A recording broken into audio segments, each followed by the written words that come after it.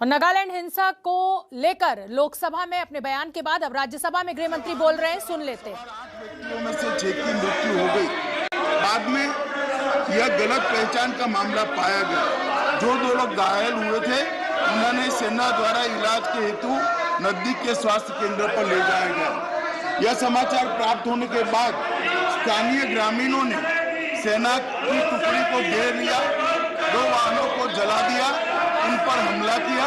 इसके परिणाम स्वरूप कोई और बात रिकॉर्ड पे नहीं जा रही। माननीय जवान के बयान के अलावा कई अन्य घायल हो गए। अपनी सुरक्षा में तथा भीड़ को तितर-बितर करने के सुरक्षा बलों की गोली चलानी पड़ी, जिससे 7 और नागरिकों की मृत्यु हो गई, कुछ अन्य घायल हो गए। स्थानीय प्रशासन और पुलिस ने स्थिति को सामान्य करने का प्रयास किया है। अभी स्थिति तनावपूर्ण लेकिन नियंत्रण में। पुलिस महानिदेशक नागालैंड और आयुक्त नागालैंड ने दिनांक 5/12/21 को घटनास्थल का दौरा किया। तिजित पुलिस थाने में घटना के बारे में प्राथमिकी दर्ज की गई है और मामले की गंभीरता को ध्यान में रखते हुए इस मामले को राज्य अपराध पुलिस स्टेशन को जांच के लिए सौंप दिया गया है। इस संदर्भ में एक विशेष जांच टीम SIT का गठन किया गया है, जिसे 1 माह के अंदर जांच पूरी करने का निर्देश दिया गया है।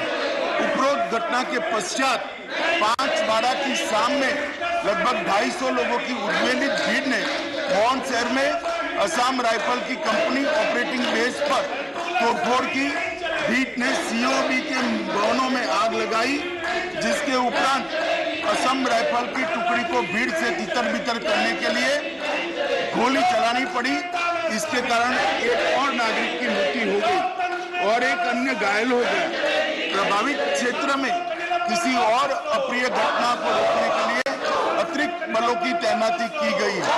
सेना की 3 कोर मुख्यालय द्वारा एक प्रेस वक्तव्य जारी किया गया है, जिसमें निर्दोष नागरिकों की दुखद मृत्यु के घटनाक्रम पर अत्यधिक दुख व्यक्त किया गया है। सेना द्वारा इन दुर्भाग्यपूर्ण मृत्यु के कारणों की जांच उच्चतम स्तर पर की जा रही है और कानून के अनुसार समुचित कार्यवाही की जाएगी। घटना की सूचना मिलने पर मैंने तत्काल नागालैंड के गवर्नर और मुख्यमंत्री से संपर्क किया। गृह मंत्रालय द्वारा भी नागालैंड के मुख्य सचिव और पुलिस निदेशक से संपर्क किया गया और कल पूरे दिन स्थिति को मॉनिटर किया गया। गृह मंत्रालय द्वारा तुरंत पूर्वोत्तर के प्रभारी अपर सचिव को भी कोहिमा भेजा गया, जहां उन्होंने आज सुबह नागालैंड राज्य सरकार के मुख्य सचिव एवं वरिष्ठ अधिकारियों और अर्धसैनिक बलों के वरिष्ठ अधिकारियों के साथ बैठक की।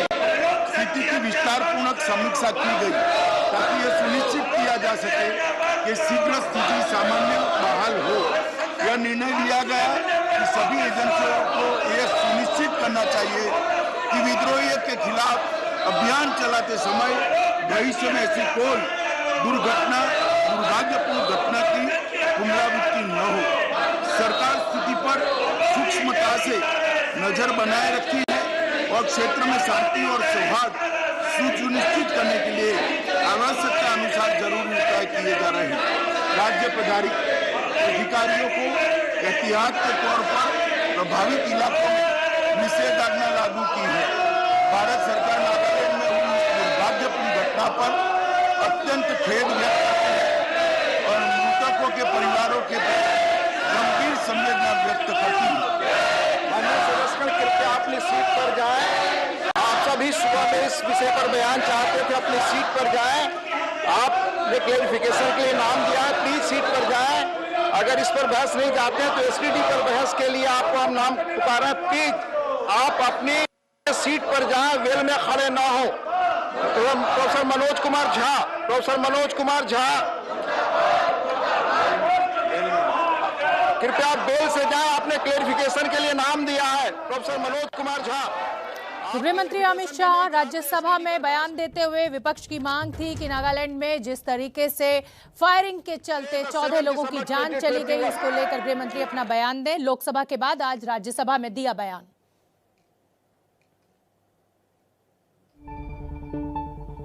और बड़ी खबर इस समय की आपको बता दें, नागालैंड फायरिंग पर राज्यसभा में गृह मंत्री अमित शाह का बयान, दुख उन्होंने जताया है। एसआईटी का गठन किया गया है, 30 दिनों के अंदर एसआईटी अपनी रिपोर्ट देगी। भविष्य में ऐसी दुर्घटना, इस तरीके की दुर्भाग्यपूर्ण घटना ना हो, इसके लिए पूरे एहतियात बरते जाएंगे। सुरक्षा बल अधिकारियों को निर्देश दे दिए गए हैं। स्थिति पर केंद्र की सरकार की जो नजर है वो बनी हुई है। एसआईटी का गठन कर दिया गया है, 30 दिन में वो अपनी रिपोर्ट देगी और राज्यसभा को स्थगित कर दिया गया है। विपक्ष का भारी हो हंगामा, हल्ला, वेल में आ गए थे विपक्ष के जो सांसद थे और गृह मंत्री अमित शाह के बयान के दौरान भी आप सुन सकते थे उस हो हल्ले की आवाज और उसके बाद राज्यसभा को स्थगित किया गया। गृह मंत्री अमित शाह ने आज यही जानकारी दी कि गलत पहचान के चलते ये मौत हुई और उसके बाद ये हिंसा भड़की। उग्रवादियों के शक में असम राइफल्स की फायरिंग। मोन जिले में शनिवार को ये पूरी घटना हुई। पूर्वोत्तर के राज्य नागालैंड की जो हिंसा की गूंज है वो संसद तक पहुंच गई है। 14 आम लोगों की मृत्यु के बाद नागालैंड में तनाव है। नाराज लोगों ने आगजनी की, तोड़फोड़ की। असम राइफल का जो कैंप था उसमें भी आगजनी की गई। लोगों ने सुरक्षा बलों की गाड़ियां फूंक दी और ये लोकल गांव के लोग थे। सेना, राज्य सरकार की अलग अलग जांच जारी है। गलत पहचान के चलते ये फायरिंग हुई। मुख्यमंत्री नेफ्यू ने अस्पा हटाने की भी मांग की है। टीएमसी का भी एक दल नागालैंड के दौरे पर और संसद के दोनों सदनों में आज खूब हो हल्ला और हंगामा रहा इस नागालैंड हिंसा को लेकर। अयोध्या में राम मंदिर निर्माण का काम जोर शोर से चल रहा है। आप भी जानने के लिए उत्सुक होंगे कि आखिर मंदिर निर्माण का काम कहां तक पहुंचा। अयोध्या से आपको सबसे ताजा तस्वीरें ये हम दिखा रहे हैं इस समय सिर्फ एबीपी न्यूज पर। आईजी कवीन प्रताप सिंह इस वक्त मेरे साथ मौजूद हैं। सर, क्या कंस्ट्रक्शन चल रहा है, कहां पर क्या बनाया जा रहा है, थोड़ा सा हमें विस्तार से बताएं। नहीं, ये देखिए, ये तो उनका जो नक्शा है रामजन भूमि तीर्थ ट्रस्ट का और उनकी जो कमेटी है, निर्माण समिति जो है, वो अपने नक्शे के आधार पर चीज़ों को बना रही है। इसमें एलएनटी के 300 लोग लगे हैं और आप देख रहे हो गर्भगृह का जो हमारा प्लिंथ लेवल वो पूरा हो गया है और उसके ऊपर अब काम हो रहा है। लगभग 1.5 मीटर ऊपर आ चुके हैं। तो रात दिन काम चल रहा है और जो टारगेट है उसके हिसाब से इनका काम चल रहा है। तो ये अच्छी बात है। और जहाँ तक अयोध्या का प्रश्न है, तो अयोध्या पुरानी बातों से आगे निकल गया है और नई अयोध्या और विकसित अयोध्या की बात लोग कर रहे हैं। और जो भी संगठन एक सिंबॉलिक रूप से विरोध प्रदर्शन करते थे कि 6 दिसंबर को वो ब्लैक डे बनाने की बात करते थे, लेकिन सारे लोगों से बात हुई तो इस बार सभी लोगों ने कहा कि नहीं, हम अब सुप्रीम कोर्ट का जजमेंट आ चुका है, इसलिए अब कोई बात नहीं है। हम सारे लोग चाहते हैं कि अयोध्या आगे आए, अयोध्या का विकास हो और इस तरह की कोई बात नहीं है। हम कोर्ट के आदेश को मानते हैं। को लेकर ताजा अपडेट आपको बता दें, संसद में केंद्र सरकार की तरफ से घटना की निंदा किए जाने और 30 दिनों में रिपोर्ट की बात के बाद नागालैंड सरकार ने मारे गए लोगों के परिवार को मुआवजा देने का ऐलान किया है। नागालैंड सरकार की तरफ से 11 लाख रुपए का मुआवजा मृतकों के परिवार को दिया जाएगा।